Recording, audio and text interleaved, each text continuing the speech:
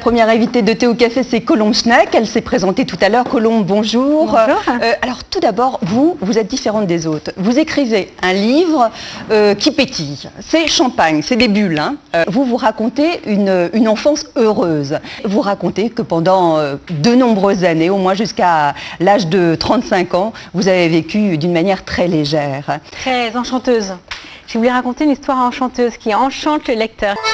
Naissance en 66 à Paris dans le 16e, parents médecins, juifs immigrés, jeunesse dorée du genre conte de fées et un seul rêve, devenir journaliste. En direct. Après des études de droit et Sciences Po, Colombe s'envole pour New York où elle travaille au bureau du livre français et débute comme correspondante de presse. De retour à Paris, repérée par Daniel Schneiderman, elle devient spécialiste des médias à la télé et depuis 2006 à la radio sur France Inter, où elle décrypte et analyse l'actualité médiatique.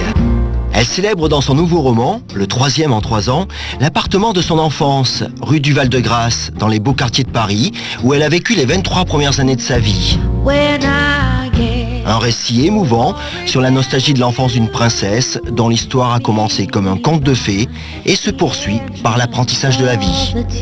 C'est surtout l'appartement du Val-de-Grâce qui est vraiment le héros de l'histoire. Il était comment cet appartement? Décrivez-nous-le. Incroyable. C'est un endroit incroyable. Un bel appartement déjà, dans un immeuble haussmannien. Oui, mais je crois que c'est pas une question matérielle que l'endroit soit beau. Il était grand. Alors, effectivement, l'endroit était incroyable. Les murs étaient dorés, argentés. Mes parents avaient du goût, enfin leur goût, et ils trouvaient que c'était important d'avoir un décor, voilà, que ça soit beau, que ça soit intéressant, que ça soit un peu bohème néanmoins.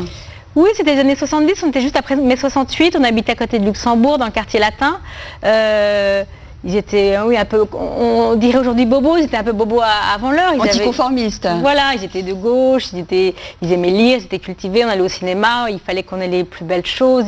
Je raconte qu'une fois, par exemple, je devais apprendre une poésie sur le monstre de Loch Ness, j'avais 8-9 ans, et je dis mais cette poésie, j'ai pas envie de l'apprendre, c'est complètement idiot, le monstre de Loch Ness n'existe pas de toute façon. Et mon père me dit, si tu apprends ta poésie, je t'emmène voir le monstre de Loch Ness le week-end prochain, et effectivement, on est parti en Écosse, voir le monstre de Loch Ness, et je me souviens, j'avais 8 ans, et je me disais quand même, c'est incroyable, quoi. Je me rendais compte que c'était pas normal, et mon père me disait, mais ce qui est important, c'est d'avoir des beaux souvenirs. Je sais, une fois, j'avais demandé à mes parents, mais on est comme moi, on est riche, on est pauvre, on est moyen, et mon père m'avait dit, oh, on est moyen, on est normal.